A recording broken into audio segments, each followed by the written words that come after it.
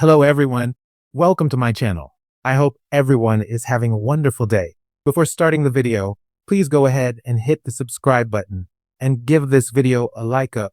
Young and the Restless spoilers show that Alan Laurent Christopher Cousins is exposed. Claire Grace Newman Haley Aaron clashes. And Jack Abbott Peter Bergman smells a rat. It's Belinda from Soap Dirt. And if you're not following us, please click that subscribe button. As we always do on early edition day, we start with what is coming the rest of this week. On Wednesday, March 12th, we have Sharon Newman Sharon Case and Phyllis Summers Michelle Stafford deciding to take control and find a way out. What has got them collaborating like this? Well, Sharon stopped breathing. Then Phyllis resuscitated her with mouth-to-mouth action. Now they have both saved each other's lives on Young and the Restless. And they think that is the final test that's going to allow them to get out of there. Sharon and Phyllis vow to team up, and they start working to get out of having her psychiatric clinic. Meanwhile, Alan Laurent Christopher Cousins proposes to Tracy Abbott Beth Maitland, who is thrilled to say yes. But when Alan takes off to buy a ring, he stops to check his phone. He is monitoring Phyllis and Sharon in the room where they are trapped. So he is their captor, and like many fans suspected for a while, I don't think that's Alan. I think that is his evil twin Martin, even though it seems improbable. There was the whole thing with one falling to his death, and one was in clothes, the other one wasn't wearing, and there wasn't time to change. Nonetheless, I think Young and the Restless has done some sort of retroactive rewrite to make him evil. Tracy tells Jack and Diane Jenkins Susan Walter she's engaged, and they are thrilled for her. Oh my gosh, poor Tracy, they just can't let her be happy.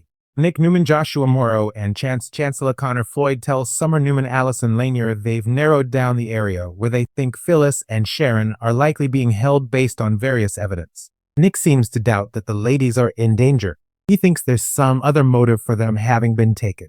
Chance is waiting on search warrants, but Nick is impatient. Chance spends some time comforting Summer and reassures her that he will bring her mom home safe and sound. Meanwhile, Billy Abbott Jason Thompson lets Nick know that he got a text message from Phyllis's burner phone. He kept calling and calling on Young and the Restless. And then he had a text, and it said, "Click here for info about having her psychiatric clinic." Nick looks and says the clinic is right in the quadrant where they plan to search. So Nick and Billy update Chance, and they wonder, is this a real lead, or is this some sort of diabolical trap? Thursday, March 13th. We have Jack confessing to Diane on Young and the Restless. I wonder if he is smelling a rat a little bit and concerned about Alan. Like the way he's just willing to scrap everything in his life to be with Tracy. You know, he was this esteemed psychiatrist. He had all these speaking engagements, all this stuff. And it's all fallen by the wayside while he's just devoting himself to Tracy. Jack may just wonder if he's too good to be true. And the answer is yes. Jack, please dig in. Sharon and Phyllis find themselves in a trap. They're trying to escape, but did Alan, evil twin Martin, set them up? And are they both in danger? Meanwhile, Victor Newman Eric Bredin calls Adam Newman Mark Grossman's decision-making into question. And I'm sure that his son is not going to be happy that Victor is probing him like that. And I wonder what Adam has done to annoy him. We've also got on Friday, March 14th, Phyllis and Sharon in a life or death fight to stay alive. So it looks like Alan/Martin's diabolical plan is not benevolent. It had seemed like it had some sort of purpose up to some point, maybe to force their rivalry to end. But I don't know about you guys, but evil Alan/Martin really wasn't on my bingo card for this. I do think he's an interesting choice, and I'm fine with that way. We are not dealing with anybody on the regular character canvas as being this villain, and Ian Ward Ray Wise remains gone, which is fine. So on Friday, Nick and Billy have another lead from Chance on Young and the Restless. Looks like maybe he gets some more info either about the text or the psychiatric clinic. The guys get in the car, and Nick and Billy are racing towards Phyllis and Sharon to save them. The question, of course, is, will they get there in time? Of course, they will. I'm guessing the White Knights roll up at a precise moment for Nick to save Sharon and Billy to save Phyllis. But I don't think it's going to happen on Friday. Going into the week of March 17th through the 21st, Claire is losing patience with Summer, but she doesn't blame Kyle Abbott Michael Mealer for what his ex-wife is doing. However, Claire may ask Kyle to pay closer attention to what Summer is doing, how she is actively trying to mess with their relationship on Young and the Restless. And I personally cannot wait for Claire to just go directly at Summer and confront her. Claire knows exactly what Summer is up to, and of course, she will deny it, but Claire is not a fool. Meanwhile, Billy and Nick Newman may kick off the following week just at the point where they have found the ladies. I expect Cliffhanger Friday is going to be pretty tense this week, and maybe they just pull up as things are getting bad. I don't expect resolution until the week of March 17th.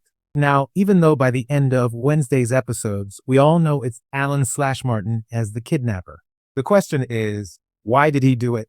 If you don't recall, Martin is a straight-up sociopath, while his twin Alan is a kindly doctor. And I feel pretty certain that this is something Martin's done. He made a study of psychology because his twin is a respected shrink, and he was obsessed and jealous. So I feel like this was some twisted experiment of Martin. Like he just can't help himself from being wicked. Let's face it, no matter what, he kind of did a community service to all of Genoa City if this really ends the Phyllis and Sharon rivalry. It's exhausting and it's painful to listen to, and none of their family wants to hear it anymore. He might still get a medal. Nick and Billy playing hero to these two women could be a turning point for all four of them. Nick and Sharon may spark and reunite ASAP, and Billy may rethink his feelings for Phyllis despite him being with Sally Spectre Courtney-Hope. Poor Tracy, poor Sally, things don't look good for either of them. Holden keeps playing games, scheming to get closer to Audra Charles Zuleika Silver. He's doing devious things behind Damian Kane Jermaine Rivers' back as well. This guy really is a troublemaker, just like Audra said. Victor may encourage Summer Newman to keep sabotaging Kyle and Claire on Young and the Restless. Maybe he'll even drop her some tips on how she might do it more effectively, because so far, it's not working out real well for her on Young and the Restless. Tracy is blissfully starting to make wedding plans. I expect May sweeps nuptials with her having no idea there's a monster in her bed. Christine Cricket Blair Lorley Bell is back to Y&R. Lorley Bell confirmed that she is back filming. No word on whether Danny Romolodi Michael Damian is going to be back with her, and I do wonder. I kind of want to see this. This will be proof of whether Phyllis is really changed when she sees Cricket. Will Phyllis be able to hold her tongue and not just be terribly nasty to her? If so, then I will believe Phyllis has actually changed on Young and the Restless. Thanks for watching this video. Please subscribe to our YouTube channel and stay with us.